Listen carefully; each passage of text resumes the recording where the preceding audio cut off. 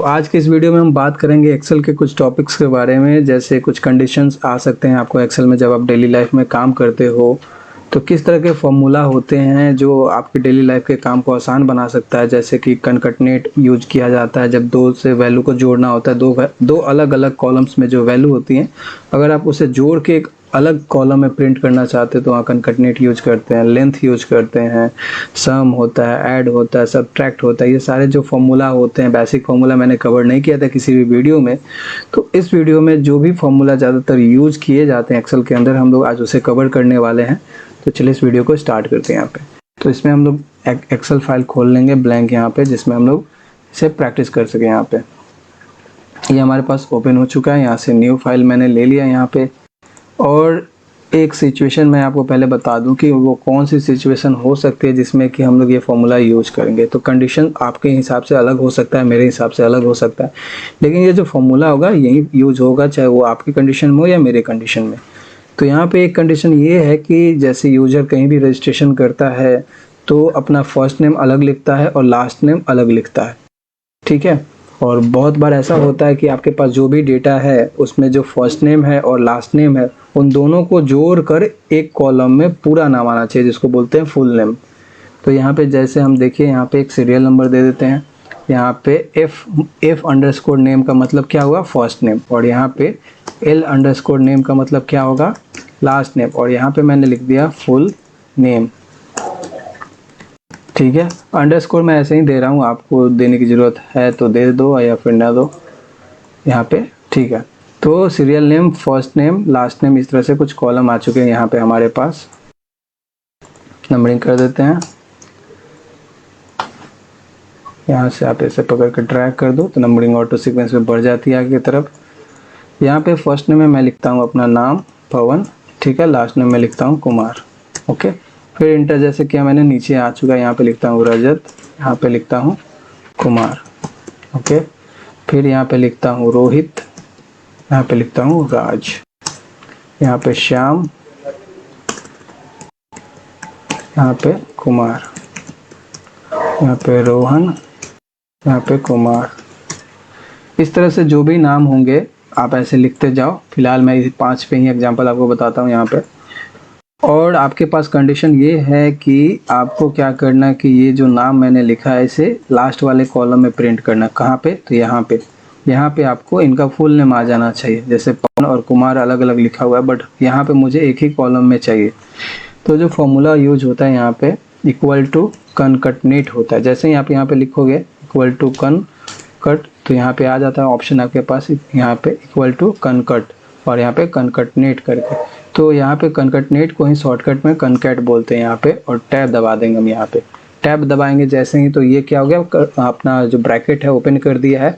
जब भी bracket open होती है तो फॉर्मूला जो हो जाता है रेडी हो जाता है, जहाँ से आप रेंज डिफाइन करना स्टार्ट करोगे। तो जैसे ही मैंने ब्रैकेट ओपन किया तो आप नीचे देखो, ये बोला है कि पहला अपना टेक्स्ट जो है सेलेक्ट कीजिए, ठीक है। तो पहला टेक्स्ट मेरा कौन सा होगा, बी, ये 1 हो गया और ये क्या हो गया, B2 हो गया।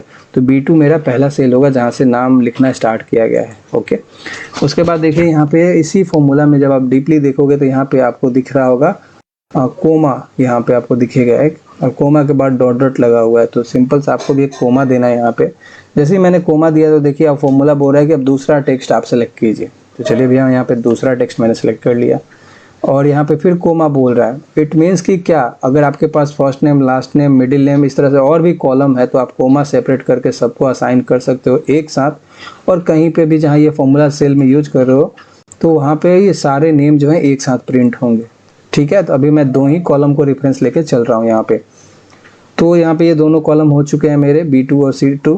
और यहाँ पे जो मैंने ये ब्रैकेट ओपन किया है, इस ब्रैकेट को यहाँ पे कर देंगे क्लोज। तो ये मेरा हो गया फॉर्मूला लॉक, ठीक है। और अब यहाँ पे इंटर दबा देंगे। तो जैसे ही मैंने इंटर दबाया तो आप देखो यहाँ पे पवन और कुमार जो है एक साथ यहाँ पे टाइप हो चुका है, ठीक है। फॉर्मूला बार में आप देखोगे तो ये सेल एड्रेस है D2 और D2 में ये फॉर्मूला लगा हुआ है कनकटनेट का, कनकैट और B2 कोमा C2, मतलब B और T को हमने B2 को जोड़ के यहाँ पे पवन कुमार कर लिया। अब जब इस फॉर्मूला को यहाँ से ड्रैग करेंगे हम यहाँ से नीचे की तरफ, अब ऐसा नहीं है कि सारे के लिए हमको फॉर्मूला लिखना पड़ेगा, हम बस यहाँ पे ड्रैग करेंगे।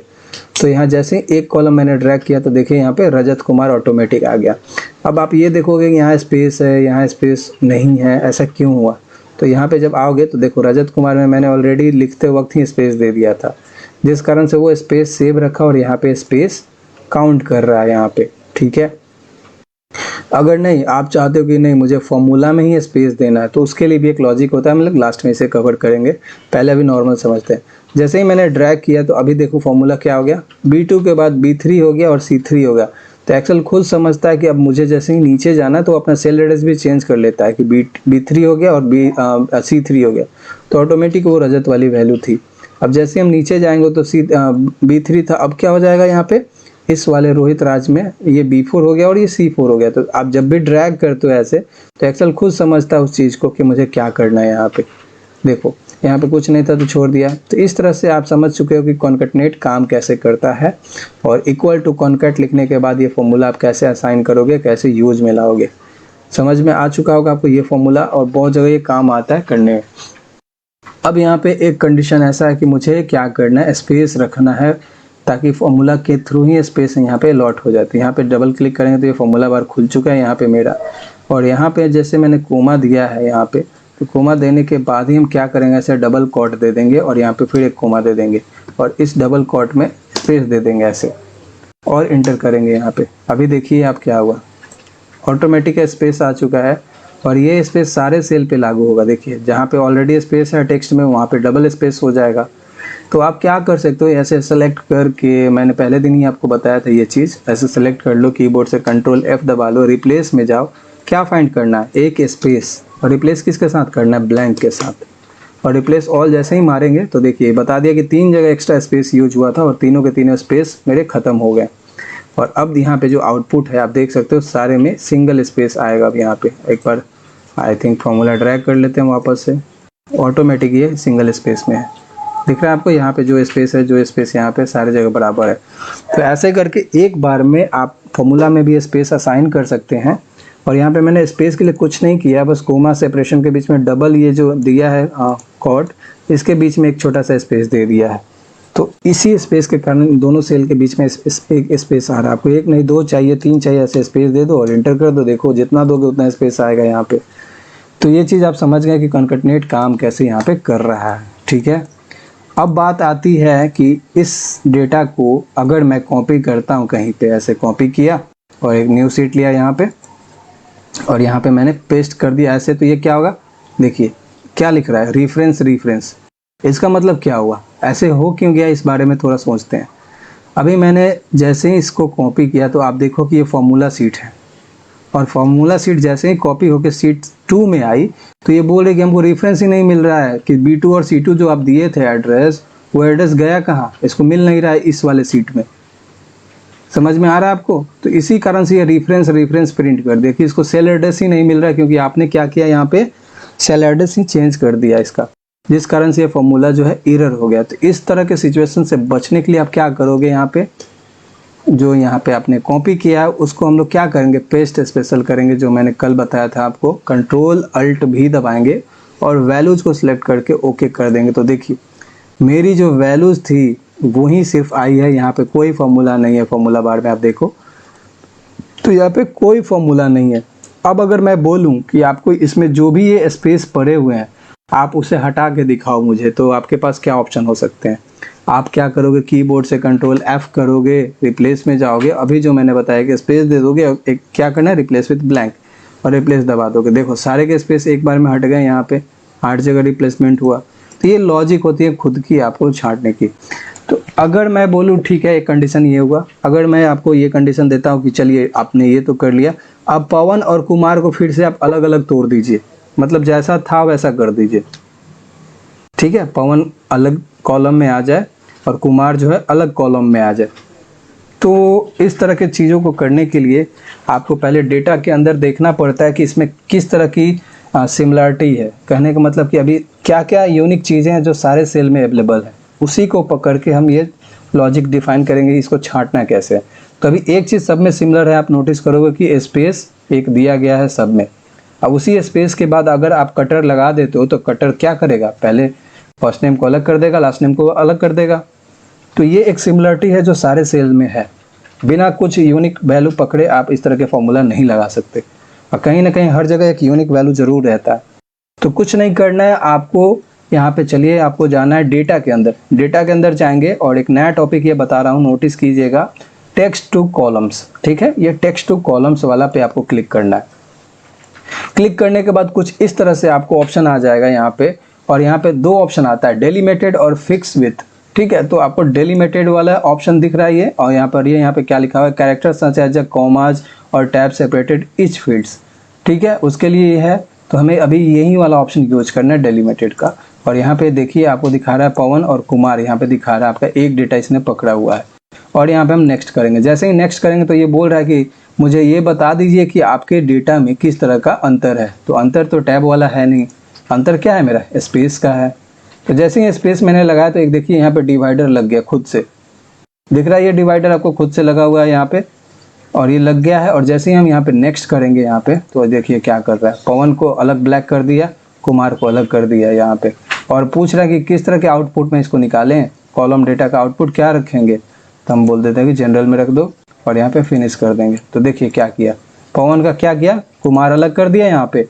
अब इसी फॉर्मूला को अगर पकड़ के आप नीचे कर दोगे तो आई थिंक सारे का ये अलग नहीं कर पा रहा है। तो एक काम कर दें, यहाँ पे हमें यहाँ पे एक छोटा सा ट्रिक यूज करना होगा, हमें पूरा सेलेक्ट करना होगा डेटा, टेक्स्ट टू कॉलम में जाना है। देखिए अभी सारा का सारा आ चुका है। ठीक है, अगर आप सारा सेलेक्ट नहीं करना चाहते हैं तो आपके पास ये भी ऑप्शन है, आप ये पूरा का पूरा कॉलम सेलेक्ट करो, टेक्स्ट टू कॉलम में जाओ, देखिए पूरा का पूरा कॉलम आ जाएगा यहाँ पे। नेक्स्ट करेंगे, यहाँ पे स्पेस पे टिक लगा हुआ है, नेक्स्ट करेंगे, देखिए पूरा दो तरफ सेक्शन बना दिए और फिनिश कर देंगे। क्या हुआ, फर्स्ट नेम एक तरफ आ चुका है, लास्ट नेम मेरा एक तरफ आ चुका है। जोड़ने के लिए मैंने आपको बता दिया जोड़ना कैसे है, इनको समझ में आ चुका है आपको कि तोड़ते कैसे हैं और जोड़ते कैसे हैं। ये कनकटनेट का काम होता है, और तोड़ने के लिए आप टेक्स्ट टू कॉलम में जाके, आपके पास अलग अलग कंडीशन हो सकता है, आप कभी कभी आपका डेटा जो है कोमा सेपरेटेड हो सकता है। तो अगर कोमा सेपरेटेड होगा तो कैसे छांटेंगे, यहाँ पे वो सारे ऑप्शंस यहाँ पे हैं। अगर कोमा की बात करें तो अगर यहाँ पे मैं कंट्रोल F करता हूँ, रिप्लेस में जाता हूँ, स्पेस जो है इसको रिप्लेस किससे करता हूँ, एक कोमा से, रिप्लेस ऑल कर दिया यहाँ पे। तो ये देखिए एक कोमा, कहीं पे दो कोमा ये पड़ चुका है यहाँ पे, ऐसा क्यों हुआ ये देख लेते हैं। कहीं पे दो स्पेस होगा तो उसने दो कोमा डाला है, यहाँ पे दिख रहा है आपको। तो इसको हम हटाते हैं पहले, और जहाँ पे एक स्पेस है उसको ये करना होगा। यहाँ पे दो स्पेसेस पड़े हुए हमारे, तो एक स्पेस देंगे, यहाँ पे भी दो स्पेस है, एक स्पेस देंगे, यहाँ भी दो स्पेस है। ठीक है, अब यहाँ पे एक, यहाँ पे भी स्पेस है दो। ठीक है, अब यहाँ पे हम इसे एक बार रिप्लेस कर लेते हैं, ये स्पेस सिंगल कोमा से रिप्लेस होगा। अभी देखिए सारे जगह सिंगल सिंगल कोमा पड़ा। और अब मैं इसको बोलूँ छांटने के लिए तो क्या करेंगे, टेक्स्ट टू कॉलम में जाएंगे, नेक्स्ट करेंगे, और यहाँ पे स्पेस को हटा के क्या बोलेंगे, कोमा। और अगर बहुत बार ऐसा होगा कि नहीं कोमा ओमा स्पेस कुछ नहीं है, फॉरवर्ड स्लैश या @ ऐसा कुछ है, तो आप अदर में चले जाओ, अदर में जाकर खुद बता दो कि हमने क्या दिया था, हमने दिया है कोमा। जैसे ही मैंने कोमा, देखिए यहाँ पे डिवाइडर लग गया। ठीक है, तो अदर में आप अपना कस्टम इनपुट दे सकते हो, और सिर्फ कोमा आपको पता है कि कोमा लगा हुआ है तो कोमा दे दो। यहाँ पे सेमी कॉलम दोगे तो देखो ये नहीं तोड़ रहा है, क्योंकि इसको मिल ही नहीं रहा सेमी कॉलम। तो कोमा लगा हुआ है तो देखो तोड़ दिया यहाँ पे। नेक्स्ट करेंगे, फिनिश कर देंगे, देखिए यहाँ पे आउटपुट आ चुका है। तो कुछ इस तरह से आप जो है काम कर सकते हो एक्सेल में, कनकटनेट का यूज करके और टेक्स्ट टू कॉलम का यूज करके। अब जो हमारे पास है, हम ये देखेंगे कैसे सब्ट्रैक्ट करते हैं, जोड़ते कैसे, घटाते कैसे, भाग कैसे देते हैं एक्सेल के अंदर, गुना भाग। तो यहाँ पे पहले सीट पे आ जाते हैं वापस से, और इन सारे को यहाँ पे डिलीट करेंगे। ये हमारा जो सेल है पूरा यहाँ पे डिलीट हो जाएगा। ठीक है, यहाँ पे क्या करते हैं, हम यहाँ पे नाम दे देते हैं एक बंदे का, यहाँ पे उसका मार्क्स आ जाएगा, और यहाँ पे टोटल आ जाएगा।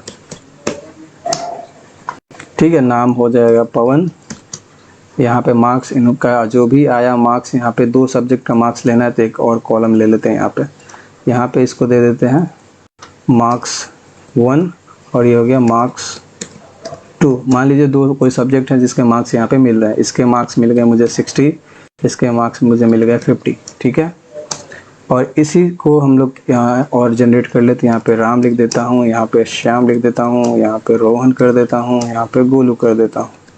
ठीक है, और इन्हीं नंबर को पकड़ के ऐसे इनकी लिस्ट जनरेट कर लेता हूँ। और यहाँ पे फिल सीरीज का ऑप्शन है, कॉपी सीरीज का ऑप्शन है। ये फिल सीरीज इसलिए नहीं हुआ क्योंकि यहाँ पे इसको सीक्वेंस नहीं मिला, जिस कारण से इसने फिल सीरीज नहीं किया। यहाँ पे अगर मैं सीक्वेंस दे दूँ तो अब देखो ये क्या करेगा, दोनों को पकड़ के अब ड्रैग करोगे तो आपको ये सीक्वेंस मिल जाएगा। तो थोड़ी बहुत के अंतर यहाँ पे आ चुका है, जो गैप था सीक्वेंस का। तो ये नंबर आपके पास है। अब मुझे यहाँ पे फॉर्मूला लिखना है जिससे कि ये जो 60 और 50 है ऐसे जुड़ जाए। यहाँ पे और भी कॉलम हो सकते थे मल्टीपल, लेकिन कहीं ना कहीं तो आपको टोटल करना होगा। तो जहाँ भी आपको टोटल करना है, इसका एकदम से शॉर्टकट सा उपाय मैं आपको बताऊंगा। कीबोर्ड से आपको अल्ट और प्लस दबाना है। क्या दबाना है? कीबोर्ड से अल्ट और प्लस। जैसे ही अल्ट और प्लस हम दबाएंगे तो जो जोड़ने का फॉर्मूला होता है सम होता है, और ब्रैकेट के अंदर क्या होता है? सेल रेंज होता है, कौन से सेल से कहाँ तक।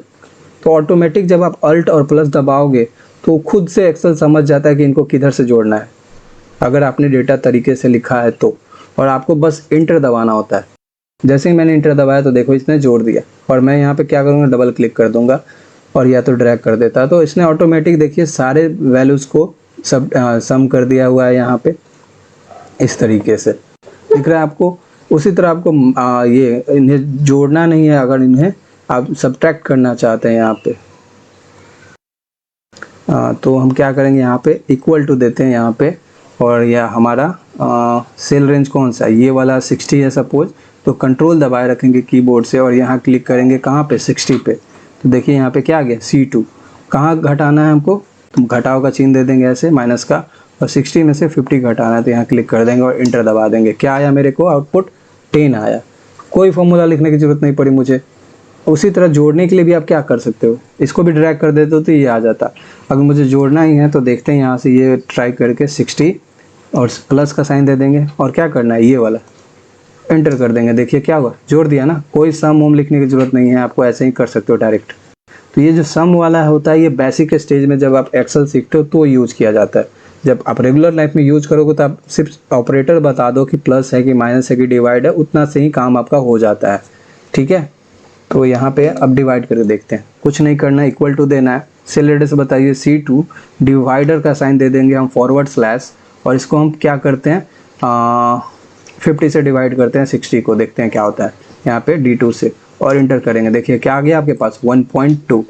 अगर 50 से 60 को डिवाइड करते हैं तो क्या आएगा आपके पास? 1.2 आउटपुट आएगा। अगर आप डेसिमल में देखना चाहते हैं आउटपुट ऐसे, तो ये देखिए डेसिमल में भी आपको बताएगा।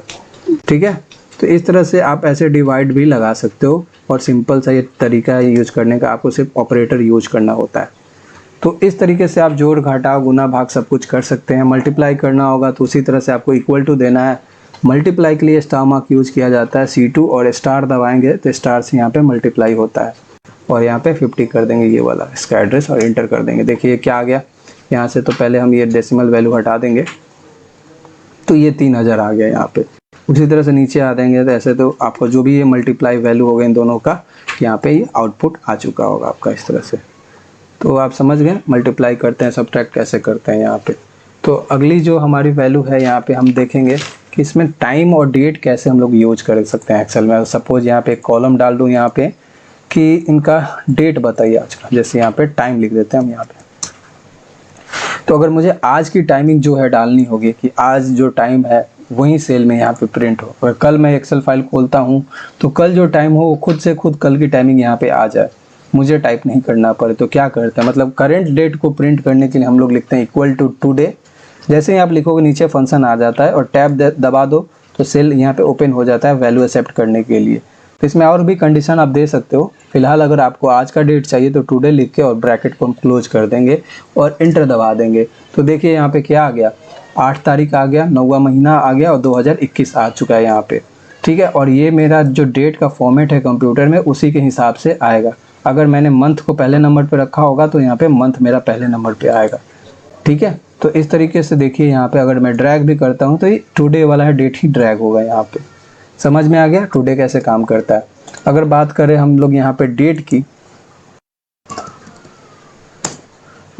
तो यहाँ पे डेट अगर लिखते हैं इक्वल टू डेट ये, और टैब दबाएंगे तो देखिए क्या बोल रहा है कि आपका जो भी ईयर है आप बता दीजिए मुझे पहले। तो ईयर मान लीजिए हम देते हैं 1997, कोमा देंगे। मंथ मेरा कौन सा हो सकता है, 8वां महीना है मेरा, और जो ये है डी है वो 20 तारीख को है, और यहाँ पे इसे लॉक कर देंगे। अभी मैंने ऐसे लिखा है और जैसे ही मैं इंटर करूँगा तो देखिए कैसे हो गया, एक डेट के फॉर्मेट में हो चुका है 20/8/1997। ये ट्रिक कहाँ यूज कर सकते हैं, जैसे मान लीजिए जिस फॉर्मूला के तहत मैंने लिखा है तो उसी से आप क्या कर सकते हो, ये जनरेट कर सकते हो। इसका लाइव एग्जांपल के लिए मैं यहाँ पे एक छोटा सा ये बनाता हूँ। यहाँ पे लिख देते हैं डेट, यहाँ पे ईयर लिख देते हैं, ओके ईयर, यहाँ पे हो जाएगा मंथ, यहाँ पे हो जाएगा डेट, और यहाँ पे क्लाइंट का नाम हो जाएगा, यहाँ पे नेम हो जाएगा। अब सपोज आपके पास कुछ इस तरह से डेटा दिया गया है, ठीक है, यहाँ पे आपने लिख लिया पवन, यहाँ पे सोनू, गोलू, मोनू, ये नाम हो गया आपके पास। यहाँ पे इसका जो डेट ऑफ बर्थ का ईयर है कुछ इसी तरह से फॉर्मेट बन के आपके पास आया है, जिसमें लिखा हुआ है 2001, 2003 और यहाँ पे 1998 और 2002, कुछ इस तरह से है। यहाँ पे मंथ जो है इस तरह से दिया हुआ है 09, 04, 05, 02, ठीक है, कुछ इस तरह से मंथ है। और डेट जो है यहाँ पे 12, 15, 24, 12, इस तरह से कुछ डेट ऑफ बर्थ है।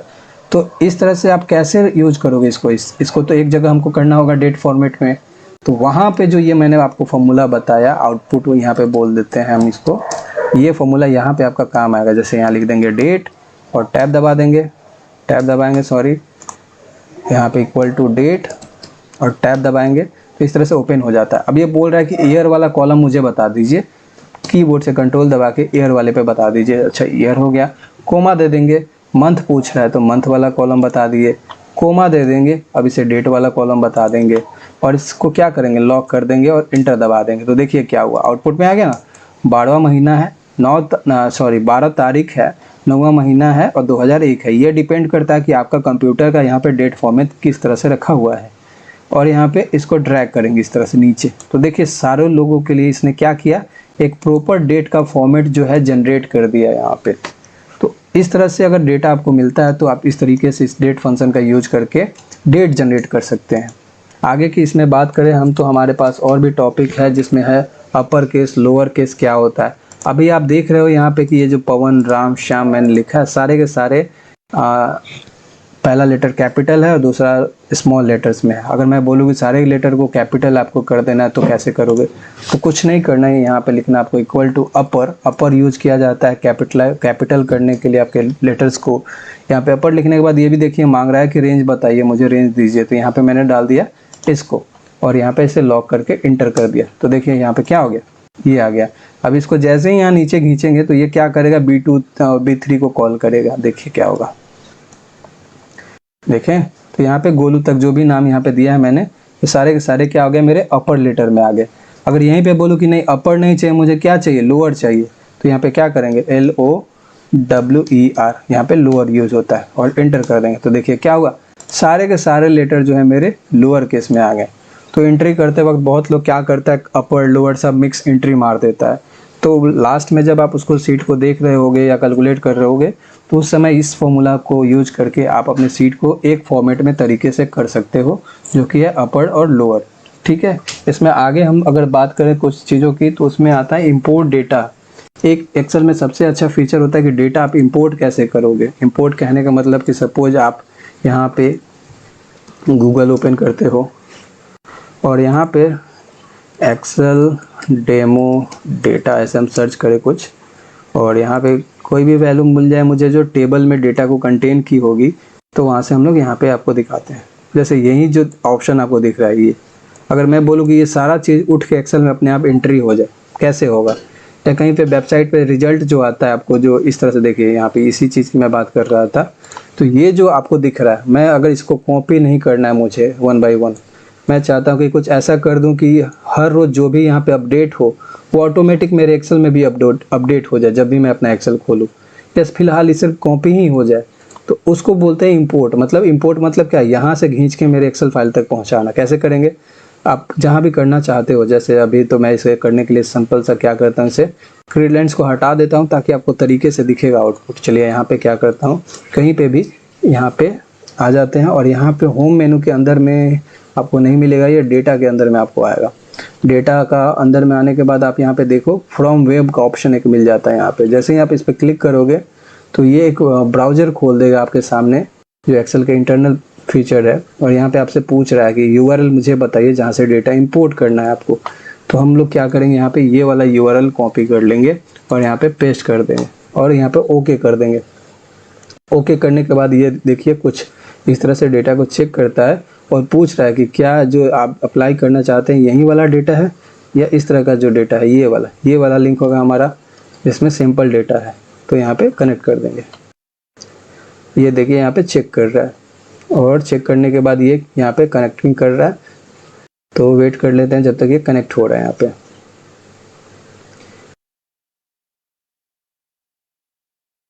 ये आपके नेट कनेक्शन पे डिपेंड करता है कि इसमें कितना टाइम जा सकता है, क्योंकि डेटा हो सकता है बड़ा होगा जो भी वेबसाइट की डेटा को आप यहाँ पे लाना चाहते हैं। अभी देखिए यहाँ पे 2 टेबल फाइंड हुआ। ये 2007 के ऑफिस में कुछ अलग दिख सकता है, 11 के ऑफिस में अलग दिख सकता है, 20 वाले ऑफिस में अलग दिख सकता है, लेकिन आउटपुट एक ही होता है कि हमें सर्वर ऑनलाइन जो डेटा दिख रहा है उसको अपने एक्सेल में लाना है। तो यहाँ पे देखिए 2 टेबल इसने फाइंड किया है यहाँ पे। और जैसे मैं सैम्पल टेबल पे क्लिक करता हूँ तो कुछ इस तरह से मुझे सैम्पल टेबल जो वहाँ पे दिख रहा था वेब व्यू में कुछ इस तरह से दिख रहा था। यहाँ पे देखिए सामने ही वेब व्यू दिया हुआ है, ये वाला कुछ इस तरह से दिख रहा है। और यहाँ टेबल व्यू में कुछ इस तरह से इसने पकड़ लिया है उसको, ठीक है। और यहाँ पे एक ऑप्शन भी आपके पास रिफ्रेश का, यहाँ पे जैसे ही रिफ्रेश करेंगे तो जो अभी सर्वर पे अपडेटेड वैल्यू है वो आ जाएगा यहाँ पे। और यहाँ पे ऑप्शन देखिए लोड है और लोड टू है। तो मुझे क्या करना है, लोड पे क्लिक करना है। जैसे ही लोड पे क्लिक करेंगे यहाँ पे तो उस डेटा को ये क्या करेगा, यहाँ पे देखिए ला दिया। तो एक बार में आपकी वो जो डेटा थी आपके यहाँ पे एंट्री हो चुकी है, देख रहे हो आप यहाँ पे। और साथ ही साथ ये ज़्यादातर यूज कब आता है, जैसे मान लीजिए किसी भी बिहार बोर्ड हो या इंटरमीडिएट बोर्ड हो जिसका रिजल्ट पब्लिश हुआ है और आप नहीं चाहते हो कि बार बार उसके वेबसाइट पे जाके मैं रिजल्ट चेक करूँ, ठीक है। तो होता क्या, उस जगह पे आप इस तरह का फीचर यूज कर सकते हैं। आप अपना एक्सेल खोलिए और यहाँ रिफ्रेश बटन दबा दीजिए और सारे डेटा जो हैं आपके यहाँ पे लाइव आ जाएंगे, ठीक है। यहाँ कनेक्शंस में अगर आप जाओगे यहाँ पे तो एक ऑप्शन आपको रिफ्रेश का मिलता है, ये रहा। कनेक्शंस में नहीं जाना आपको, यहीं पे आपको दिख जाएगा 43 रोज हैं यहाँ पे जो लोड हुए हैं। अभी जैसे सर्वर पे कुछ भी अपडेट होगा यहाँ पे हम जैसे ही क्लिक करेंगे तो ये क्या करेगा, अपडेट कर दिया इस पूरे एरिया को। तो जो भी डेटा था यहाँ पे अपडेट हो चुका है अभी के सर्वर के हिसाब से। लेकिन अगर आप चाहते हो कि नहीं ये हर 2 सेकेंड पे 5 सेकेंड में खुद से अपडेट हो, या हम जब भी एक्सेल खोलें तो अपडेट होके खुले, तो आप क्या कर सकते हो, इसमें आओगे ऑप्शन में तो यहाँ पे आपको ऑप्शन मिल जाता है देखिए रिफ्रेश का। और इसी में नीचे आओगे तो कनेक्शन प्रॉपर्टीज एक ऑप्शन होता है। इसमें जैसे आएंगे तो देखिए क्या लिखा है, इनेबल बैकग्राउंड रिफ्रेश। ये तो इनेबल है। और रिफ्रेश एवरी में क्या 60 मिनट है, यहाँ पे हम क्या कर देते हैं 1 मिनट कर देते हैं। तो हर 1 मिनट पे ये क्या करेगा, खुद से डेटा को रिफ्रेश करेगा, ठीक है। और एक ऑप्शन दिया है refresh data when opening the file. इसका कहने का मतलब ये हुआ कि जब भी हम एक्सेल फाइल को खोलेंगे, ये वाले एक्सेल फाइल को, तो अपने आप ये क्या करेगा, डेटा को रिफ्रेश करके खोलेगा। Refresh this connection on refresh all, ठीक है। तो इस कनेक्शन को भी रिफ्रेश करने के लिए ऑप्शन लगा हुआ कि जब भी यहाँ रिफ्रेश दबाएं तो कनेक्शन भी चेक कर लेगा एक बार कि सही है कि नहीं है। और एक ऑप्शन है इनेबल फास्ट डेटा लोड, तो इसको भी इनेबल कर देते हैं, ठीक है। और ये हो गया। तो इस तरह से आप कर सकते हो। यहाँ पे डेफिनेशन में और भी ऑप्शन यहाँ पे दी गई हुई जो दूसरे डेटाबेस में यहाँ से वैल्यू को उठा के पुश करती है, ठीक है। और यहाँ पे ये रेंज बता रहा है कि कहाँ से कहाँ तक ये डेटा आपके पास फैली हुई है एक्सेल सीट में। यहाँ पे ओके कर देते हैं। तो अब जब भी है 1 मिनट होगा तो ऑटोमेटिक ये डेटा क्या होगा, रिफ्रेश होगा, आपको क्लिक करने की ज़रूरत नहीं होगी। तो ये एक ऑटोमेशन में यूज़ किया जाता है इस तरह की चीज़ों को। जब एक्सेल को आप डेली लाइफ में अपडेट नहीं करना चाहते हैं तो इस तरह से अपडेट का यूज करके आप ऑटोमेटिक अपने एक्सेल को अपडेट कर सकते हैं, ठीक है। तो यहाँ पे आप इस तरीके से इसका यूज कर सकते हैं। तो फिलहाल आज की वीडियो में इतना ही। अगले वीडियो में हम आपसे और बात करेंगे एक्सेल के फॉर्मूलाज पे। और आज की वीडियो को यहीं पे ख़त्म करते हैं।